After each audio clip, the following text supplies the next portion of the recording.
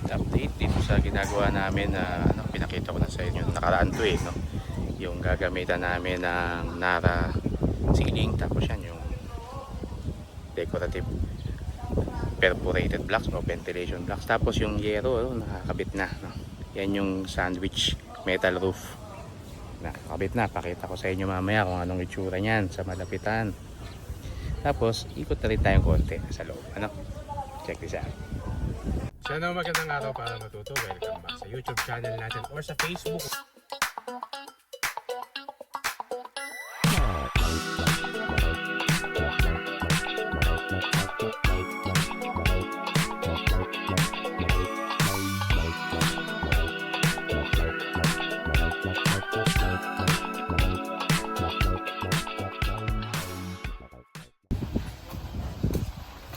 Okay, dating gawi. Gaya ng ibang mga projects natin, itong project nito, isa sa mga features niya, raised blocks o yung ventilation blocks. Ganyan, butas-butas na bloke nakikita nyo. Isa pa sa mga features itong project na ito, bukod sa breeze blocks o ventilation blocks, ay yung roofing, yung bubong. Kasi itong ginamit naming roofing dito may kasama ng insulation. Sandwich metal roof siya, no? Meron siyang dalawang layer ng metal sheet. Yung ibabaw tsaka yung ilalim metal. Tapos yung gitna ay EPS o yung alam natin na styro. Insulation siya, no? Ipakita ko sa inyo kung anong itsura. Yung ibabaw niya colored na di ba? Roofing. No? Yung ilalim metal din, no? At ang nasa gitna niya ay EPS, no? O yung alam natin tawag diyan styro, di ba? Yan yung alam natin tawag diyan So may insulation na siya. No? Kapag binili mo siya sa planta, sa supplier, naka na siya, no? Naka-sandwich yung insulation na EPS, kaya tinawag ko siyang sandwich roofing Kasi ito ay yero, ito ay EPS o yung insulation na styro, tawag natin styro. Tapos sa ilalim niya ay metal uli, no? So hindi kagaya ng ibang mga yero, kailangan mo palagyan ng hiwalay na insulation. Ito kasama na. Nandoon na yung insulation, nakadikit na. So kapag dineliver yan sa'yo, galing sa planta, nakadikit na, nakasandwich na yung insulation.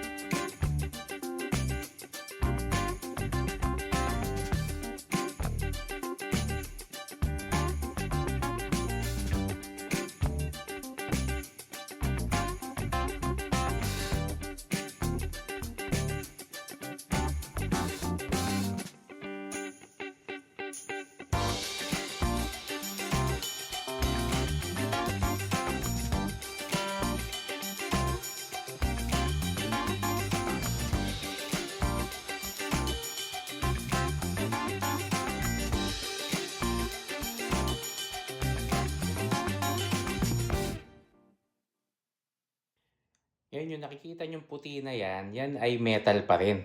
Diyan nakadikit yung insulation na styro o yung EPS, no? Diyan naka-sandwich, no? So yan yung part na ilalim na side ng roofing, no? Pwede nga hindi ka na mag-ceiling, no? Malinis tignan, no? Pero syempre, diba, bahay kasi to, so mayroong ceiling, no? Kung pag-uusapan naman natin yung ceiling, makikita nyo may mga ano na kami dyan, no? Ceiling frame, no? Aluminum na fairing, no? Meron kayong part na makikita dyan na naka-recess, no?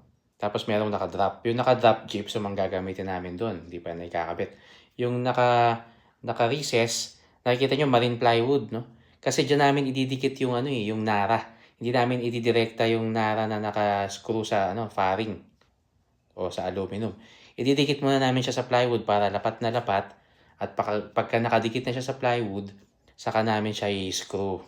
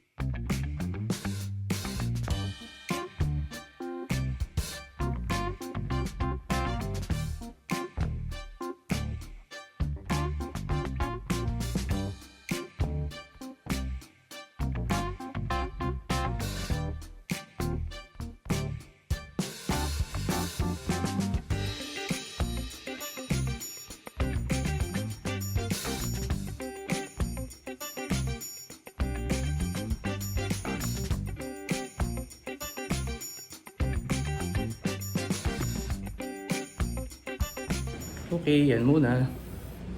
Susunod uli. Bye!